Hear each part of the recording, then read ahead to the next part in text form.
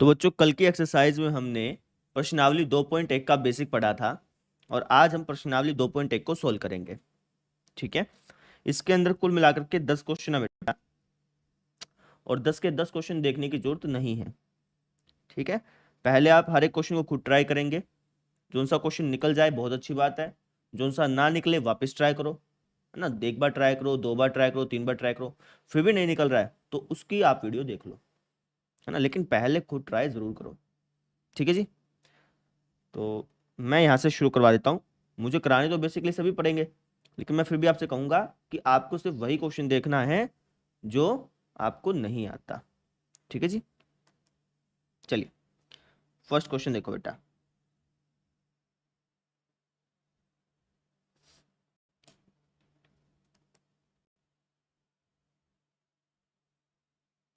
क्या बोल रखा है कि x/3 plus 1 coma y minus 2/3 बराबर है 5/3 और 1/3 के। तो x और y की वैल्यू ज्ञात करनी है। कैसे ज्ञात करेंगे? देखो, जब भी कोई पेयर, ये जोड़ा है ना, एक ऑर्डर्ड पेयर है ना, क्रमिक युग्म है, ये क्रमिक युग्म इस क्रमिक युग्म के बराबर दे रखा है। तो इसका क्या मतलब होता था? इसका मतलब ये होता था कि जो पहला एलिमेंट है, जो इस जोड़े का पहला एलिमेंट है और जो इस जोड़े का पहला एलिमेंट है, ये दोनों क्या होंगे? बराबर होंगे। ये दोनों क्या होंगे बच्चे? बराबर। यानी x/3 प्लस 1 बराबर होगा 5/3 के। एक प्लस का है वहां भेज दो, तो हो जाएगा x/3 बराबर 5/3 माइनस 1। इसका ले लो बेटा एलसीएम, तो आ गया x/3 बराबर, एलसीएम आ गया इसका 3, 5 एकम 5, 3 एकम 3। तो ये कुछ हो गया आपका इस तरीके से, है ना। x की वैल्यू क्या आ गई? 2 आ गई। ठीक है, ऐसे ही जो दूसरा एलिमेंट होगा ये इस दूसरे के बराबर होगा। इसका मतलब y माइनस 2/3 बराबर होगा 1/3 के। माइनस का 2/3 यहाँ चल जाएगा, y की वैल्यू आ जाएगी 1/3 प्लस 2/3। इसका एलसीएम ले लो, एलसीएम आएगा 3, 2 और 1 3, कट के आ गया आपका 1। y की वैल्यू आ गई बच्चे 1, यानी x की वैल्यू 2 हो गई और y की वैल्यू कितनी आ गई? 1 हो गई। ठीक है, अब देखो आप दूसरा क्वेश्चन।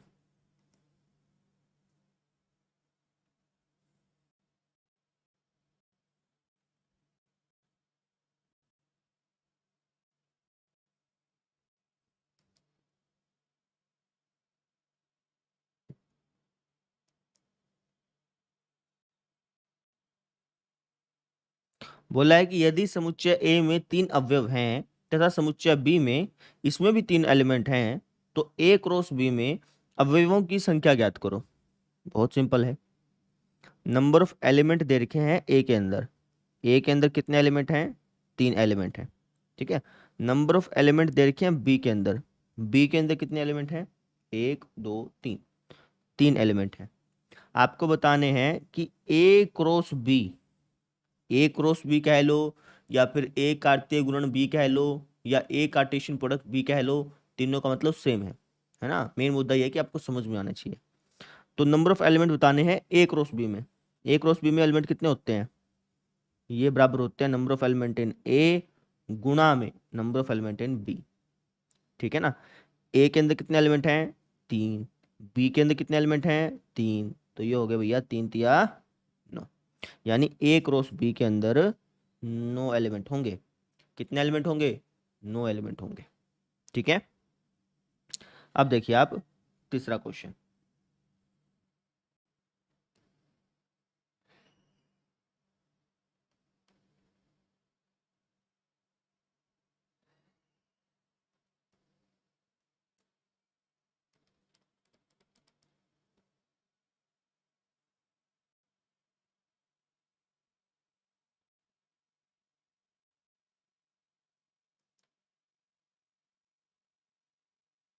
देखो जी, क्या लिखा है कि एक सेट है जी जिसके अंदर एलिमेंट है 7 और 8। एक सेट है एच जिसके अंदर एलिमेंट है 5 4 और 2। आपको जी क्रॉस एच और एच क्रॉस जी इसका मान ज्ञात करना है। कैसे करेंगे देखो, तो एक सेट है जी जिसके अंदर एलिमेंट है 7,8, ठीक है, और एक सेट है एच जिसके अंदर एलिमेंट हैं 5,4,2। आपको बताने हैं कि जी क्रॉस एच के अंदर क्या क्या एलिमेंट होंगे। तो जी क्रॉस एच का मतलब क्या है कि जी वाले जो एलिमेंट हैं उसका एच वाले एलिमेंट के साथ जोड़ा बना दो। जैसे 7 का 5 के साथ जोड़ा बनाओ, है ना, 7 का 4 के साथ जोड़ा बनाओ, 7 का 2 के साथ जोड़ा बना दो, ऐसे 8 का 5 के साथ, 8 का 4 के साथ और 8 का 2 के साथ। ठीक है, तो ये बन गया आपका जी क्रॉस एच। ऐसे आपको बताना है एच क्रॉस जी। एच क्रॉस जी का मतलब क्या है कि एच वाले जो एलिमेंट हैं उसका जोड़ा बनाना है जी वाले एलिमेंट के साथ। कहने का मतलब एच वाले एलिमेंट पहले आएंगे, है ना, यानी 5,7, ऐसे ही 5,8, या फिर आप इनका उल्टा कर दो, 7,5 था, इसका 5,7, 4,7, ये भी बिल्कुल सही हो जाएगा, कोई दिक्कत नहीं आएगी, है ना। फिर 4,7, फिर 4,8, ऐसे ही 2,7, फिर 2,8। ठीक है, तो इस तरीके से जी क्रॉस एच और एच क्रॉस जी हमने निकाल लिया। क्लियर होगी बात। अब चलो आगे।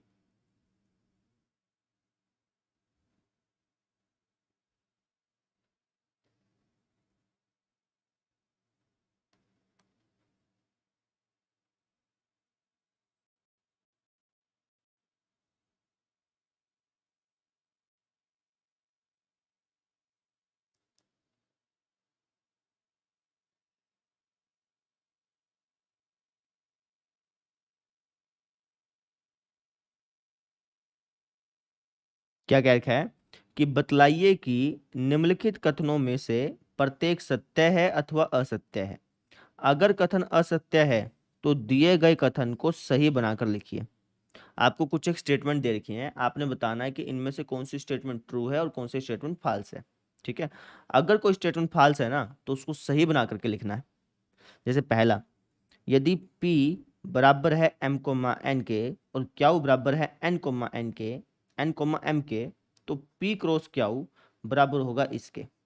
देखो ध्यान से, एक सेट है P, उसके अंदर दो एलिमेंट हैं। कितने एलिमेंट हैं?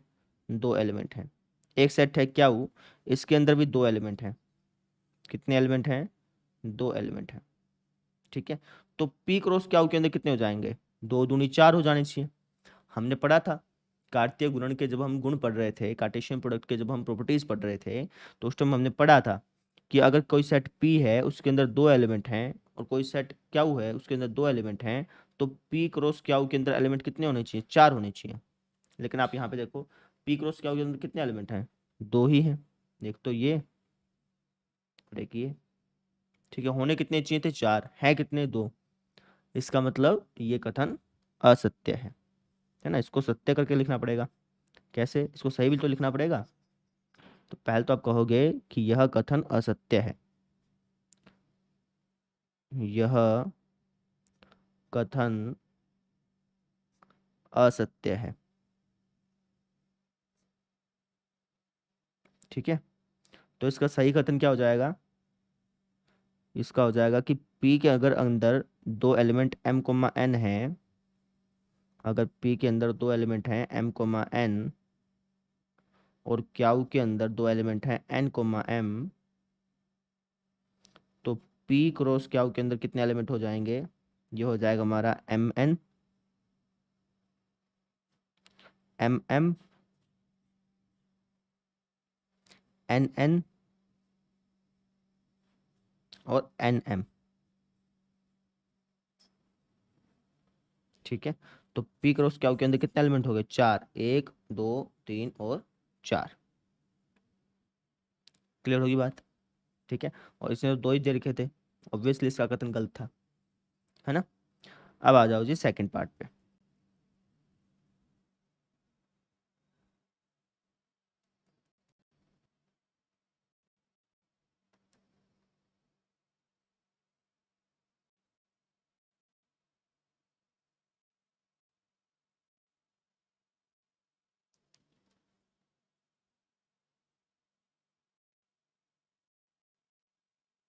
क्या बोल रखा है कि यदि ए और बी आरिक्त समुच्चय हैं।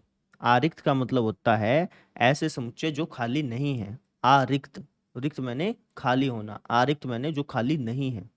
यानी ए और बी आरिक्त समुच्चय हैं, ऐसे समुच्चय हैं जो खाली नहीं हैं। तो A cross B क्रमित युग्मों x, y का एक आरिक्त समुच्चय है और इस प्रकार है कि x a से बिलोंग करता है और y b से बिलोंग करता है। अब ये क्या बन गया, ध्यान से सुनो। a और b आरिक्त को भूल जाओ, है ना, जो हम समुच्चय ले रहे हैं वो खाली नहीं है, बस इतना सा मतलब था, इसलिए आरिक्त को भूल जाओ। ठीक है, तो बोला कि यदि ए और बी समुच्चय हैं, ए और बी दो सेट हैं, ठीक है, तो ए क्रॉस बी जो होगा वो क्रमित युग्मों x, y का एक सेट होगा जहां पर x a से बिलोंग कर रहा होगा और y b से बिलोंग कर रहा होगा। ये लाइन आपने पहले भी कहीं सुनी होगी, ध्यान है। कल हम जब लेक्चर पढ़ रहे थे तो उसके अंदर भी हमने यही कहा था कि अगर मान लो कोई दो सेट है ए और बी, तो A cross B, A cross B क्या होगा, ए क्रॉस बी उन पेयर्स का सेट होगा, उन जोड़ों का सेट होगा जहां पर मान लो ए और बी का जब आप क्रॉस प्रोडक्ट करते हैं, ए और बी के जब आप कार्टेशियन प्रोडक्ट करते हैं तो क्या बनते हैं, जोड़े ही तो बनते हैं। नहीं समझे, मान लो एक सेट है ए जिसके अंदर एलिमेंट है 1,2, एक सेट है बी जिसके अंदर एलिमेंट है 3,4। जब आप ए क्रॉस बी करेंगे तो क्या बनेंगे, जोड़े ही तो बनेंगे, 1,3 फिर 1,4, है ना, 2,3 2,4। तो यही बात इसने बोल की है कि दो सेट हैं ए और बी, जब मैं इनका कार्टेशियन प्रोडक्ट करता हूं तो क्या बनेंगे, जोड़े बनेंगे। क्या बनेंगे, जोड़े बनेंगे। ये सारे के सारे क्या बने, जोड़े बने। ठीक है, और इस तरीके से बनेंगे जहां पर जो पहला एलिमेंट है जोड़े का ये बिलोंग करेगा पहले सेट से, और जो दूसरा एलिमेंट है जोड़े का वो बिलोंग करेगा दूसरे सेट से, है ना। यही तो हमने पढ़ा था कल, ध्यान नहीं है। हमने कल क्या पढ़ा था, हमने पढ़ा था कि कार्तीय गुणन हम किसको बोलते हैं, कार्टेशियन प्रोडक्ट हम किसको बोलते हैं, कि कोई भी दो सेट हैं उनका कार्टेशियन प्रोडक्ट किसके बराबर होगा, वो उन जोड़ों के, ये जो जोड़े हैं ना, इन जोड़ों के सेट के बराबर होगा, इन जोड़ों के सेट के बराबर होगा जहां पर जोड़े का जो पहला एलिमेंट है, जोड़े का जो पहला एलिमेंट है ये पहले सेट से बिलोंग कर रहा होगा। ठीक है, और जोड़े का जो दूसरा एलिमेंट है, जोड़े का जो दूसरा एलिमेंट है ये दूसरे सेट से बिलोंग कर रहा होगा। सेट बिल्डर फॉर्म में कार्टेशियन प्रोडक्ट की सेट बिल्डर फॉर्म थी ये। ठीक है ना, तो उसी चीज को इसने हिंदी में लिख दिया। भाई बात ऐसे कह लो या फिर ऐसे कह लो, बात तो दोनों ही सही है, यानी कि ये कथन हमारा बिल्कुल करेक्ट है। वापस समझो, इन्होंने ये वाली जो स्टेटमेंट है इसको इन्होंने हिंदी में लिख के दे दिया बस, और कुछ नहीं। हमें पता है कि ये स्टेटमेंट बिल्कुल ट्रू है कि भैया जो पहला एलिमेंट होता है वो पहले सेट से बिलोंग करता है, जो दूसरा एलिमेंट होता है वो दूसरे सेट से बिलोंग करता है। ये बात बिल्कुल सही है, हमें पता है ना। अब इसी बात को इन्होंने हिंदी में लिख के दे दिया, तो ये बात सही है तो ये वाली बात भी बिल्कुल सही होगी। क्लियर है, एक बार वापस देख लो अगर क्लियर नहीं है तो। ठीक है, कुछ था तो नहीं भाई इसके अंदर, वही बात थी, जो सेट बिल्डर फॉर्म थी ना उसको इन्होंने हिंदी में लिख के दे दिया बस। ठीक है,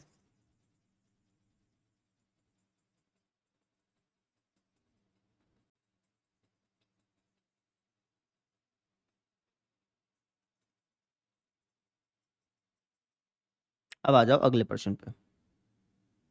ये कथन अपना सत्य है, ठीक है, तो इसलिए हमने इसके साथ कोई छेड़खानी नहीं की।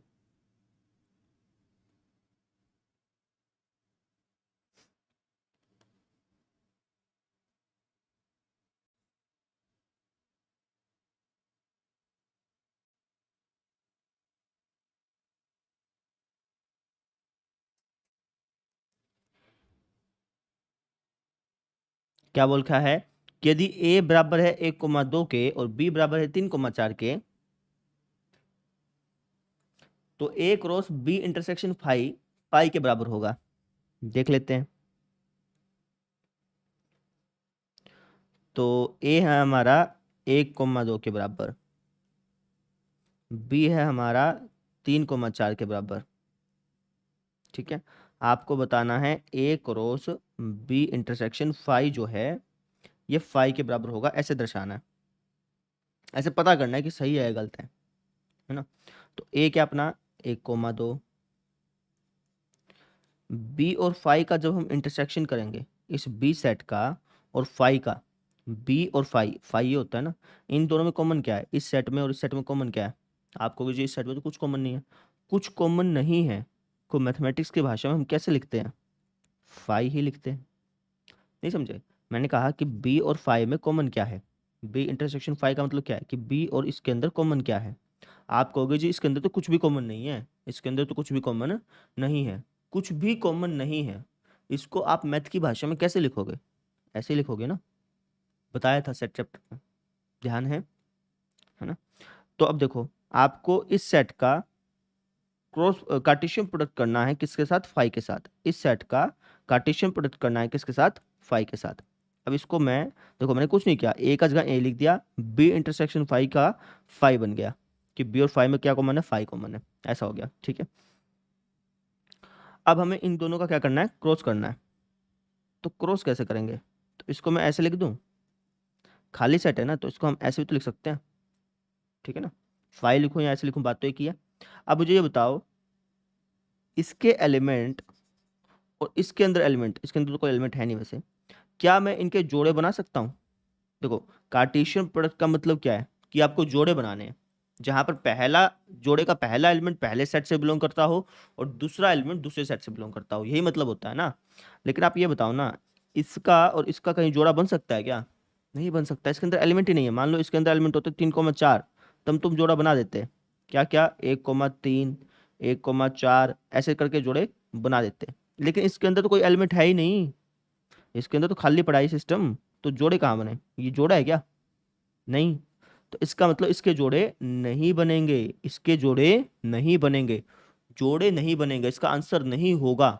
इसको मैथ की भाषा में कैसे लिखोगे, जब आपने कहा कि भैया ऐसा होगा नहीं, तो इसको मैथ की भाषा में कैसे लिखोगे, इसको ऐसे लिखोगे, नहीं समझे, वापस समझा देता हूँ, समझो बच्चे। देखो एक सेट है ए, एक सेट है बी, आपको इसकी वैल्यू पता करनी है ना, तो आपने ए की जगह ये रख दिया और बी इंटरसेक्शन फाइव की जगह, बी इंटरसेक्शन फाइव का मतलब बी और फाइव में क्या कॉमन है, बी और फाइव में क्या कॉमन है, आपने कहा जी फाइव कॉमन है।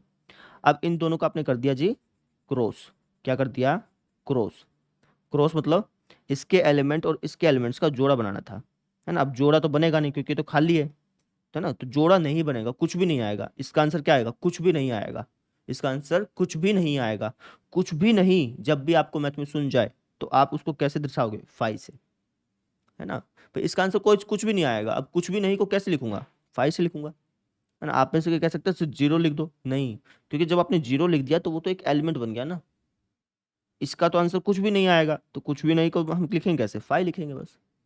इसका मतलब ये कथन बिल्कुल सही है, क्योंकि इन्होंने भी यही कहा था कि A cross B intersection five five के बराबर होगा, और हमने भी यहाँ पे यही देखा, ठीक है, क्लियर हो गया। अब आ जाओ जी अगले क्वेश्चन पे।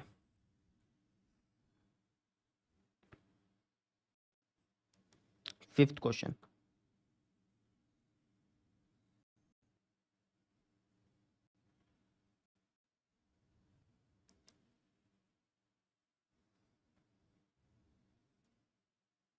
क्या बोल रखा है कि यदि एक सेट है ए जिसके अंदर एलिमेंट है -1,1, तो ए का मान ज्ञात करो। कैसे ज्ञात करेंगे, तो एक सेट आपको ए दे रखा है जिसके अंदर एलिमेंट है -1,1, तो पहले तो आप ए निकाल लो। ए क्या होगा, ए का मतलब जो ए है, ये ए था ना, इसका आपने क्रॉस कर दिया किसके साथ, इसके साथ, इसका और इसका क्रॉस कर दिया, ठीक है, कर दो पहले। तो ये हो जाएगा आपका कुछ इस तरीके से, -1,-1, है ना, ऐसे इसके साथ -1,1, फिर 1, फिर 1,1, ठीक है, ये आपका बन गया ए। आपको क्या निकालना है, ए, ये निकालना है। अब ए तो बन गया था हमारा, क्या था, ये था, है ना। ए क्रॉस ए तो अपना ये था,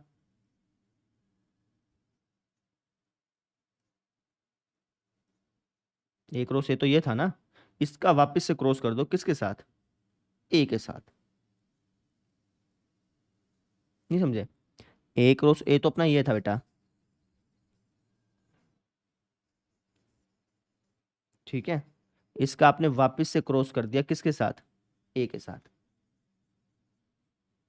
ए क्रॉस ए तो ये था आपका, इसका आपने वापस से क्रॉस कर दिया, किसके साथ? ए के साथ।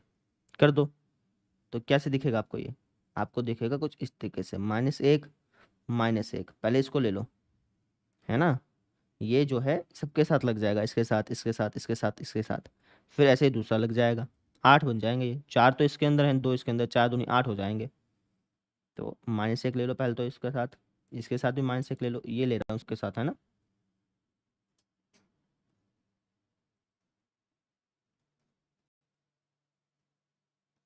ठीक है, अब इसकी बारी है।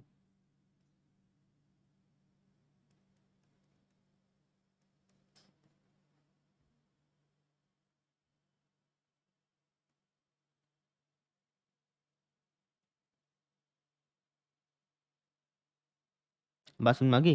पहले तो हमने इन सब के साथ ये ले लिया, फिर हमने इन सब के साथ ये ले लिया। तो ये कुछ इस तरीके से हमारे पास सेट बन गया। कौन सा? एक रोज एक रोज ए। ठीक है, ऐसे था। हो गया अपना। अब आ जाओ अगले क्वेश्चन पे।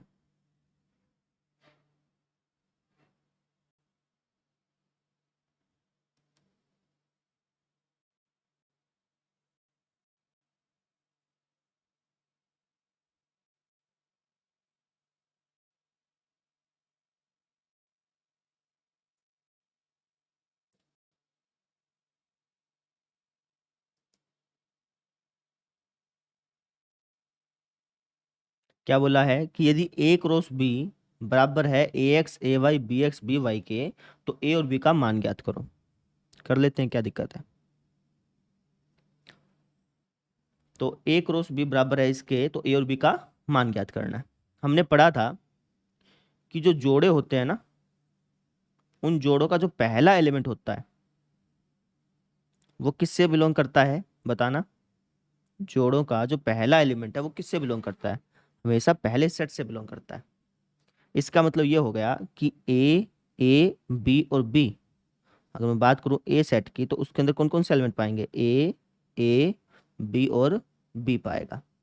लेकिन हमने क्या पढ़ा था कि सेट के अंदर हम जनरली एलिमेंट्स को रिपीट करके नहीं लिखते हैं। इसका मतलब मैं 2 बार ए नहीं लिखूंगा, सिर्फ एक ही बार लिख दूंगा। बात समझ में आ गई? कहने का मतलब ए सेट के अंदर ये 2 एलिमेंट हैं, ए सेट के अंदर ये 2 एलिमेंट हैं। क्लियर होगी बात? ऐसे। ठीक है जी, ये तो ए हो गया। ऐसे बी सेट के अंदर कौन से एलिमेंट होंगे जो ये दूसरी बार आ रहे हैं? ये वाला, ये वाला, ये वाला और ये वाला, यानी एक्स कॉमा वाई।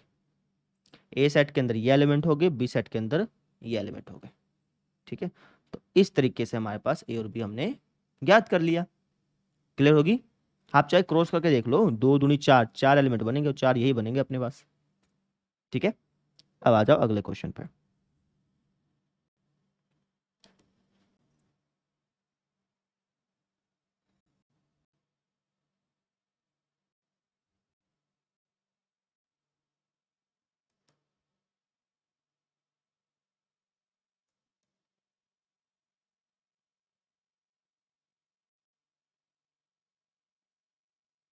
हम्म क्या बोला कि मान लो कि एक सेट है ए और एक सेट है बी, है ना, और एक सेट है सी, एक सेट है डी।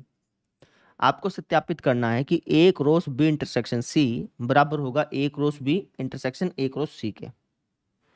कर देते हैं। तो आपको पहले तो A B C D set दे रखे हैं, इसको एक बार लिख लेते हैं, थोड़ा सा ध्यान में आ जाए। ए सेट ये है, बी सेट ये है, सी सेट अपना ये है, और डी सेट ये है। ठीक है, तो ए क्रॉस बी इंटरसेक्शन सी इसके बराबर दिखाना है ना। तो पहले तो इसकी वैल्यू निकाल लेते हैं। ए क्रॉस ए कितना अपना ये क्रॉस करना है किसके साथ, बी और सी का इंटरसेक्शन के साथ। बी और सी में कॉमन क्या है, बी और सी में तो कुछ कॉमन नहीं है, मतलब खाली, ठीक है ना। तो एक सेट का अगर आप क्रॉस करते हैं खाली सेट के साथ तो हमेशा खाली मिलता, कुछ नहीं मिलता, नहीं समझे। इसका आपने क्रॉस किया किसके साथ, एक खाली सेट के साथ, एक एम्प्टी सेट के साथ, या फिर कह लो फाई के साथ। तो जब भी आप, नहीं फाई के साथ क्रॉस किया है ना, हाँ ठीक है बिल्कुल सही बात है। इस सेट का अगर आप फाई के साथ क्रॉस करेंगे तो आपको फाई यानी कुछ भी नहीं मिलेगा, तो इसका ये आ गया हमारा, ठीक है। अब ऐसे ही मैं ये निकालता हूँ, ठीक है, और इसका आंसर भी ऐसे ही आएगा, ए क्रॉस बी। इसको ऐसे लिख लो या फिर फाई लिख लो, बात एक ही है। ये लिखना चाहो ये लिख लो या फिर फाई लिख लो, दोनों बातें सेम है, ठीक है। तो A cross B intersection A cross C, ये निकालना है ना। ए और बी का क्रॉस कर लो, ए और बी का क्रॉस करेंगे तो ज़्यादा ही बन जाएंगे। कौन कौन से बनेंगे, एक एक, एक दो, एक तीन, एक चार, फिर दो एक, दो दो, दो तीन, दो चार, ठीक है। इंटरसेक्शन का इंटरसेक्शन, ए क्रॉस सी कर लो भाई, एक पाँच, एक छः, ऐसे बनेगा ना।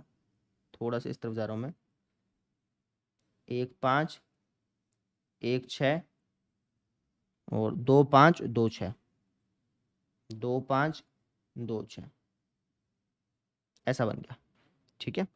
अब मुझे बताओ कि इन दोनों में कॉमन क्या है, इसके अंदर और इसके अंदर क्या चीज़ कॉमन है, बताओ शाबाश। इन दोनों सेट्स के अंदर क्या चीज़ कॉमन है, बताइए। तो आप कहोगे जी कोई भी जोड़ा कॉमन है ही नहीं, एक पाँच कहीं आ रहा है नहीं, एक छः भी नहीं आ रहा, दो पाँच भी नहीं आ रहा, दो छः भी नहीं आ रहा, यानी इनके अंदर कुछ भी कॉमन नहीं है। और कुछ भी नहीं है, कुछ भी कॉमन नहीं है, कुछ भी नहीं है, इसको मैथमेटिक्स में कैसे लिखते हैं, फाई से लिखते हैं बेटा। कहाँ से लिखते हैं, फाई। तो इन दोनों क्या कॉमन है, कुछ भी नहीं है, तो कुछ भी नहीं है तो मैथ में कैसे ना कैसे तो लिखोगे ना, तो तुमने फाई लिख दिया, समझ में आ गई, ठीक है। हाँ जी, अब आ जाइए आप सेकंड पे, ये हो गया हमारा ना, सेकंड पे आ जाओ।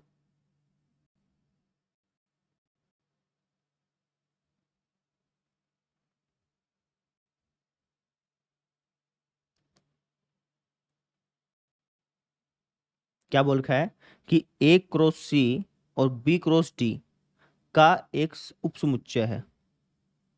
एक मिनट, कहीं दूसरा क्वेश्चन तो कॉपी नहीं कर लिया मैंने, अच्छा यही है, ठीक है। मतलब हमें बताना है कि जो ए क्रॉस सी होगा वो बी क्रॉस डी का उपसमुच्चय होगा। देख लेते हैं, ए क्रॉस सी निकालना पड़ेगा अपने को फिर, है ना। एक मिनट,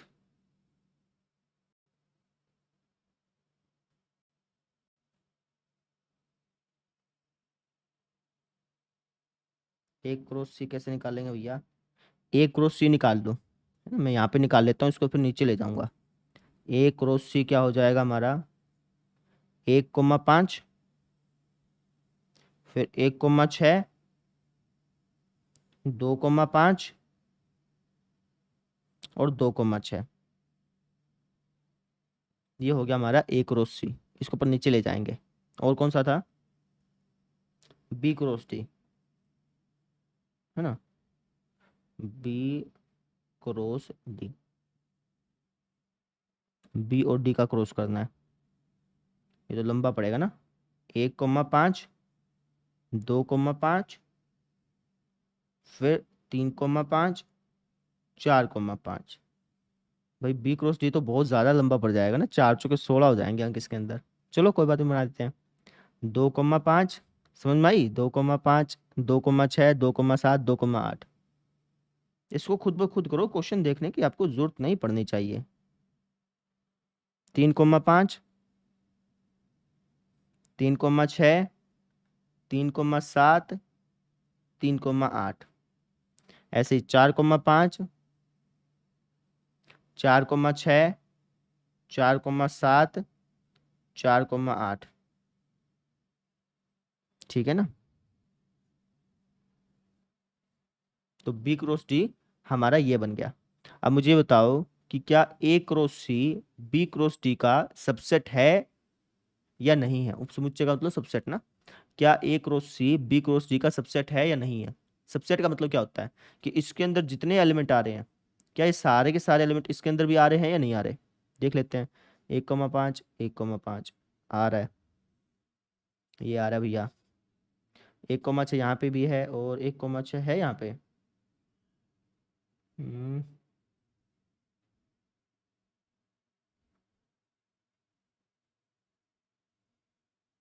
1,6 आना तो चाहिए।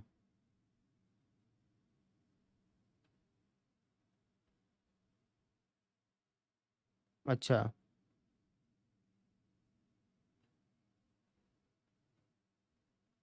2 मिनट रुको, आएगा 1,6 भी आएगा।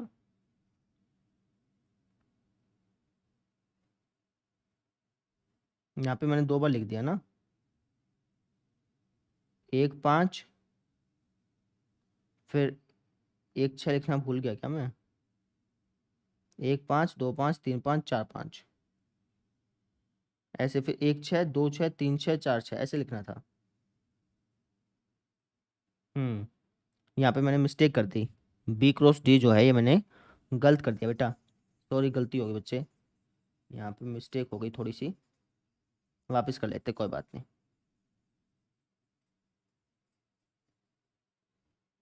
आपको निकालना है क्या, बी क्रॉस डी ना। क्या हो जाएगा बी क्रॉस डी। ये जो बी सेट है और ये जो डी सेट है इनका क्रॉस करना है। तो 1,5, फिर 1,6, 1,7, 1,8 ऐसे ही 2,5, 2,6, फिर 2,7 और 2,8, फिर ऐसे ही 3,5, 3,6, 3,7, 3,8।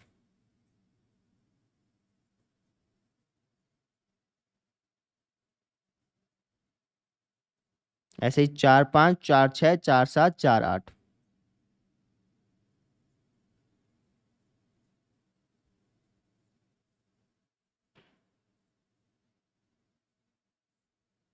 ठीक है बच्चे, ऐसे हो गया। ठीक है, अब बताओ, देखो अब आ रहे हैं कि नहीं आ रहे। 1,5 आ रहा है, ये रहा। 1,6 भी आ रहा है, ये रहा। 2,5 भी आ रहा है, 2,6 भी आ रहा है। यानी इसके जितने भी एलिमेंट हैं, क्योंकि ये तो एक एलिमेंट बन गया ना, ये जो है एक एलिमेंट की तरह काम कर रहा है। इस सेट के अंदर जितने भी एलिमेंट हैं, सारे के सारे एलिमेंट इस सेट के अंदर आ रहे हैं। इसका मतलब ये इसका सबसेट होगा, ये इसका सबसेट होगा। लिखोगे कैसे बच्चे। बहुत ही सिंपल तरीका है। इसको नीचे ले आओ एक बार, फिर बताते हैं आपको।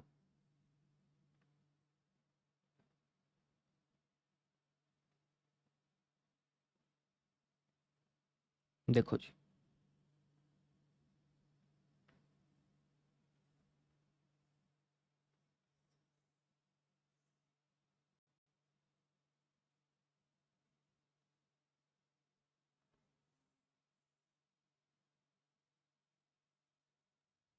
लिख देना यहाँ। ए क्रॉस सी निकाला तो ये आ गया, बी क्रॉस डी निकाला तो अपने ने ये आ गया। ठीक है ना। ए क्रॉस सी निकाल तो ये था, बी क्रॉस डी निकाला तो ये था। अब हम यहाँ पे क्या देख रहे हैं कि ए क्रॉस सी का हर एक एलिमेंट इसके अंदर है। तो यहाँ पे कह दो, चूंकि जो भी एलिमेंट ए क्रॉस सी में है ना, इन सभी एलिमेंट को एक्स मान लो। लेट्स से इसको एक्स, इसको एक्स, इसको एक्स, इसको एक्स। ठीक है, या फिर एक्स कोमा वाई कह सकते हो। X comma y belongs to A cross C. जो भी एलिमेंट ए क्रॉस सी में है, वो सारे के सारे एलिमेंट इसके अंदर भी हैं, है ना। और एक्स कोमा वाई बिलोंग कर रहा है बी क्रॉस डी से भी। देखो इसका मतलब क्या होता है कि जो एलिमेंट इसके अंदर है ना, वही सारे के सारे एलिमेंट इसके अंदर भी हैं। जो एलिमेंट इसके अंदर है वही सारे के सारे एलिमेंट इसके अंदर भी हैं। तो इसका मतलब क्या हुआ? इसका मतलब ये हुआ कि ए क्रॉस सी सबसेट हो जाएगा, उपसमुच्चय हो जाएगा किसका? बी क्रॉस डी का। बात क्लियर होगी? ये था। ठीक है, कर लेंगे। अब चलिए आप आगे।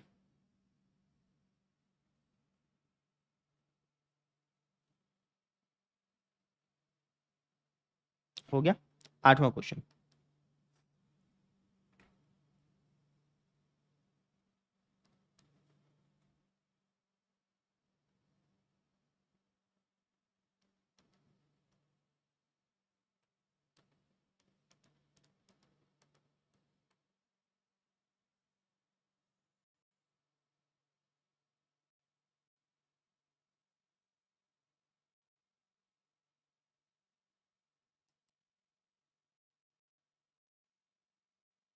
क्या बोल रखा है कि मान लो कि ए एक सेट है जिसके अंदर एलिमेंट है 1,2, बी एक सेट है जिसके अंदर एलिमेंट है 3,4। तो ए क्रॉस बी लिखो। लिख देते हैं, क्या दिक्कत है? तो ए एक सेट है जिसके अंदर एलिमेंट है 1,2, बी एक सेट है जिसके अंदर एलिमेंट है 3,4। ठीक है, आपको ए क्रॉस बी लिखना है। ए क्रॉस बी क्या हो जाएगा? ये हो जाएगा 1 3 1 4 2 3 2 4। सिंपल है ना? बोला कि ए क्रॉस बी के कितने उपसमुच्चय होंगे? उपसमुच्चय कितने होंगे? इसके अंदर एलिमेंट कितने हैं पहले तो मुझे ये बताओ। ए क्रॉस बी के अंदर एलिमेंट कितने हैं? कितने एलिमेंट हैं? 4 ही एलिमेंट हैं। ये एक ही एलिमेंट कहलाएगा इनका। ए क्रॉस बी का ये एक एलिमेंट है, ये दूसरा है, तीसरा है, चौथा है। ए क्रॉस बी के अंदर कितने एलिमेंट है? 4। तो इसके उपसमुच्चय कितने बनेंगे? उपसमुच्चय बनाने का तरीका बताया था 2 की पावर n, यानी 2 की पावर 4, यानी कि कितना हो गया? 16। इसके उपसमुच्चय बनेंगे 16। और आपको वो सारे के सारे उपसमुच्चयों की लिस्ट भी बनानी है। बना देते हैं भैया। ए क्रॉस बी के उपसमुच्चय।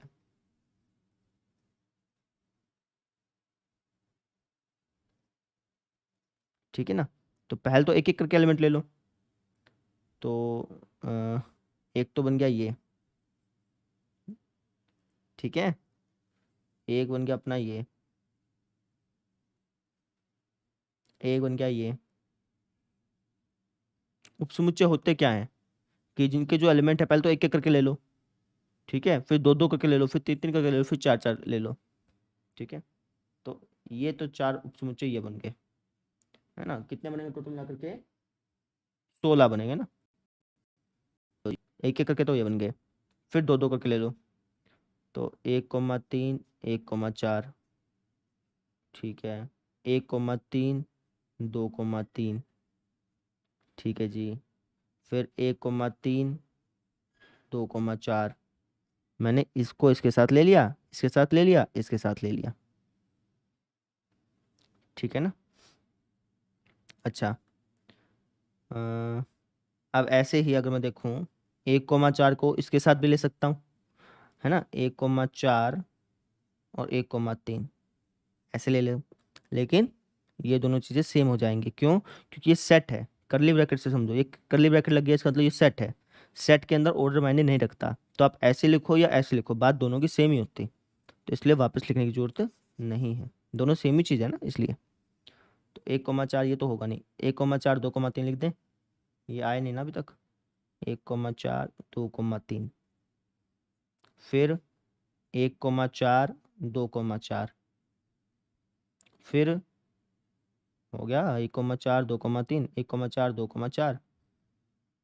और क्या चाहिए?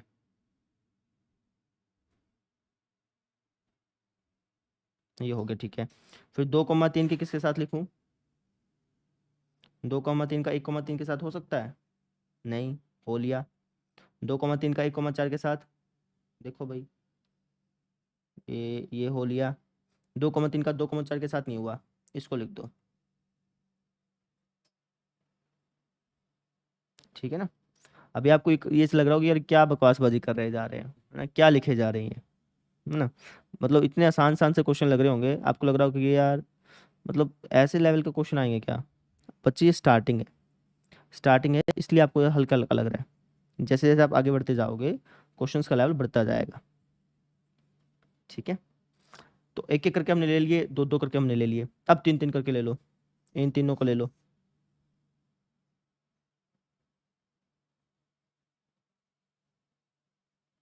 ठीक है, फिर इन तीनों को ले लो।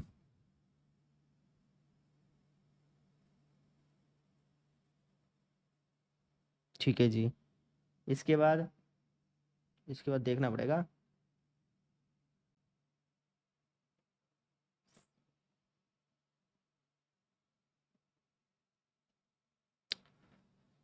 तो कितने बन गए वैसे, 1 2 3 4 5 6 7 8 9 10 11 12 बन गए, चार हो रह गए अपने पास, है ना। एक तो यही खुद बनेगा, 5 बनेगा, यानी दो, ये तीन तीन वाले दो हो जाएंगे। तो एक काम करो, एक हो जाएगा 1,3, 2,3, 2,4, इसको ले लिया, इसको ले लिया और इसको ले लिया।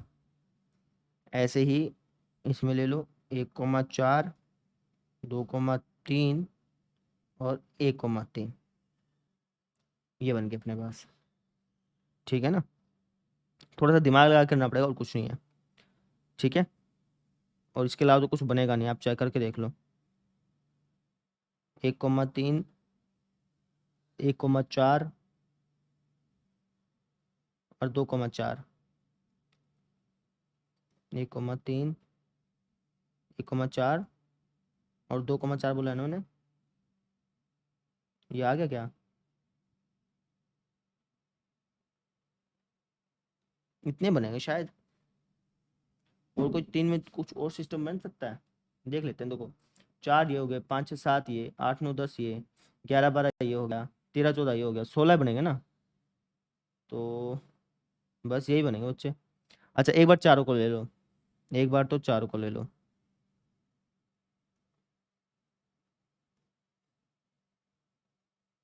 ठीक है, और एक बार एक को भी मत लो, मतलब खाली। तो ये इस तरीके से 16 आपके सबसेट्स बन गए। क्या बन गए बच्चे, सबसेट्स बन गए। ठीक है, इनके अलावा कुछ बनेगा नहीं, चाहे आप करके देख लेना।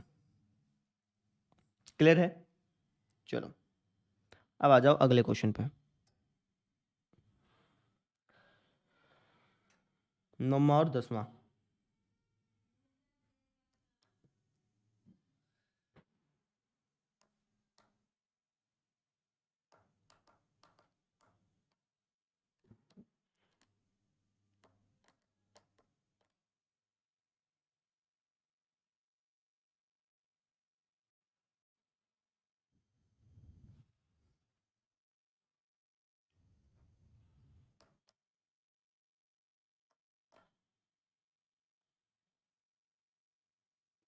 देखो जी,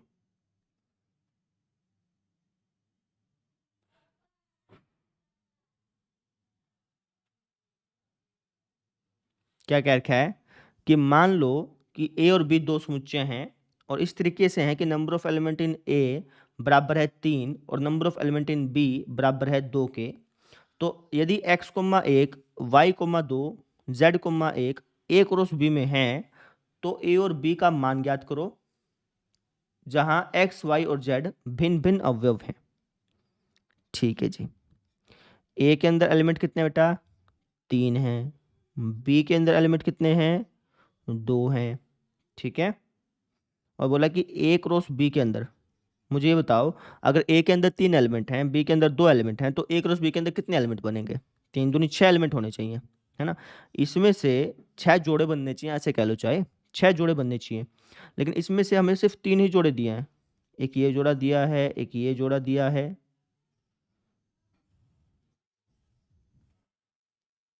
और एक ये जोड़ा दिया है। 3 ही जोड़े दिए हैं, और बनने कितने चाहिए, 6, यानी 3 जोड़े अपने को नहीं दिए। कोई बात नहीं, अब हमें ए और बी की वैल्यू बतानी है। कैसे बताएंगे भैया, हमने पता किया था कि जो पहला एलिमेंट होता है ना जोड़े का, वो बिलोंग करता है पहले सेट से, यानी ए के अंदर एक्स होगा, वाई होगा और जेड होगा। ठीक है, और क्वेश्चन में क्या भी लिखा था, 3 ही एलिमेंट होंगे, 3 एलिमेंट आ ही गए, है ना। यानी इस क्वेश्चन में हमने क्या सीखा, इस क्वेश्चन में ये सीखा कि जरूरी नहीं कि पूरा का पूरा आपको ए क्रॉस बी दिया जाए। अगर आपको ए क्रॉस बी के कुछ एक जोड़े भी दे रखे हैं ना, उसकी मदद से भी आप ए सेट और बी सेट को बता सकते हो। ठीक है, बी सेट के अंदर क्या होगा, जो दूसरे एलिमेंट हैं 1 2 और 1, यानी कि 1 और 2 ही होगा, सिर्फ वापस तो लिखेंगे नहीं, और इसमें क्या रखा है, 2 ही एलिमेंट है ना। यानी ए सेट के अंदर ये एलिमेंट होंगे, बी सेट के अंदर ये एलिमेंट होंगे। बात क्लियर होगी, आसान था, ऐसे करना था, है ना। यहाँ पर नई चीज क्या सीखने को मिली कि जरूरी नहीं कि सारे के सारे आपको पेयर दिए गए हों। अगर कुछ भी आपको जोड़ा दिया गया है तो उसकी मदद से भी आप ए सेट और बी सेट के एलिमेंट्स को पता कर सकते हो। ठीक है, अब आ जाओ अगले क्वेश्चन पे।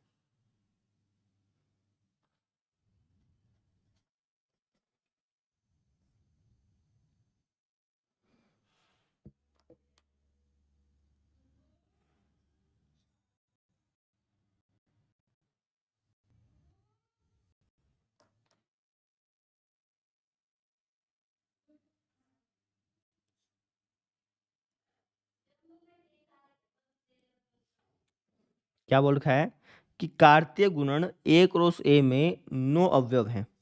ठीक है जी, ए क्रॉस ए के अंदर जो नंबर ऑफ एलिमेंट हैं वो 9 हैं,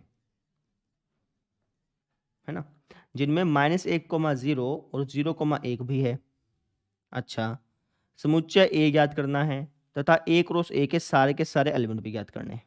ये भी बिल्कुल वैसे पिछले वाला क्वेश्चन ही है।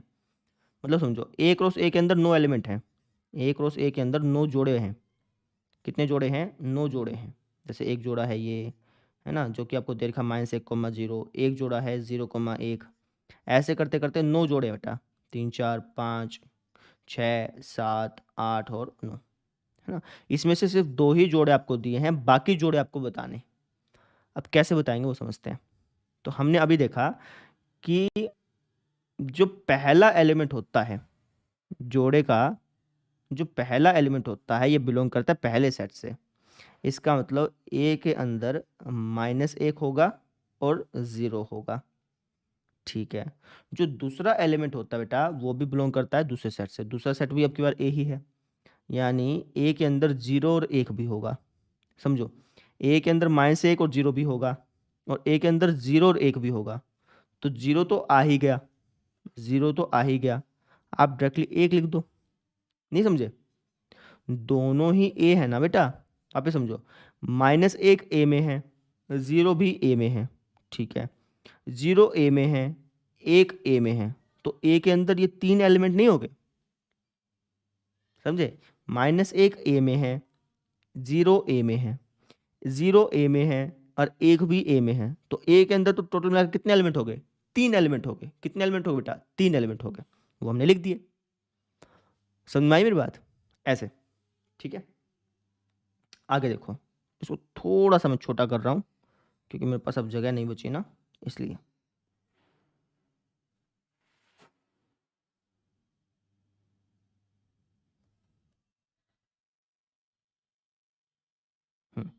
ठीक है, अब इन्होंने क्या कहा कि ए क्रॉस ए भी, ए क्रॉस ए के बचे हुए एलिमेंट भी ज्ञात करो।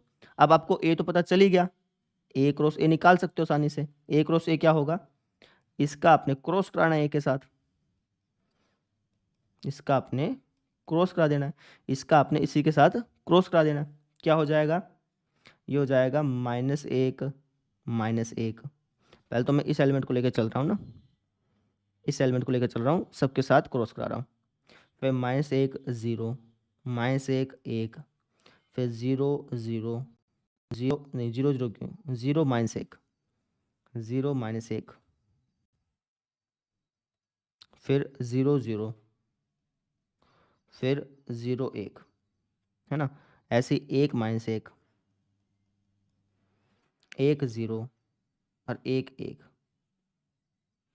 है ना। यानी जब मैंने इन दोनों का क्रॉस कराया तो मुझे ये मिल गया, मुझे ये मिल गया। ठीक है, क्लियर होगी बात, ऐसे करना था, है ना। तो इस तरीके से हमने एक्सरसाइज 2.1 को कंप्लीट कर लिया। और मैं मान के चल रहा हूँ कि आपने इसको नहीं देखा होगा, है ना। आपसे सारे के सारे क्वेश्चन हो गए होंगे, मैक्सिमम क्वेश्चन तो हो ही जाने चाहिए थे। एक दो क्वेश्चन में दिक्कत हो सकती थी, लेकिन मैक्सिमम क्वेश्चन में दिक्कत है तो इसका मतलब यह है कि आपने बेसिक कंसेप्ट वाली वीडियो अच्छी तरह से नहीं देखी होगी। ठीक है, तो ये हो गया। कल हम शुरू करेंगे संबंध, रिलेशन, है ना। रिलेशन क्या है और रिलेशन का मतलब क्या चीज़ है, कैसे यूज़ करते हैं, सारी चीज़ें करके कल रिलेशन हम कंप्लीट कर देंगे। इसके एग्जाम्पल तो कर ही देंगे। ठीक है, फिर अपन परसों इसके क्वेश्चन आंसर्स कर देंगे, फिर फंक्शन पे आ जाएंगे। फंक्शन थोड़ा सा मैं डीपली कराऊंगा, आपके एनसीईआरटी बुक में बहुत कम दे रखा है, इसको थोड़ा सा एलोबरेट करना पड़ेगा। ठीक है, तो बस इतना सा है, कर लीजिएगा। अब आपका काम क्या है? काम आपका क्या है? काम ये है कि आप जो फेयर नोटबुक लगाए हैं, अगर नहीं लगाए तो कोई बात नहीं, अगर नहीं लगाए तो कोई बात नहीं, आप लगा लेना। जो फेयर नोटबुक है आपकी, उसके अंदर आप ये 10 क्वेश्चन कर लीजिएगा साफ साफ तरीके से। ठीक है, कल मिलते हैं फिर। Thank you.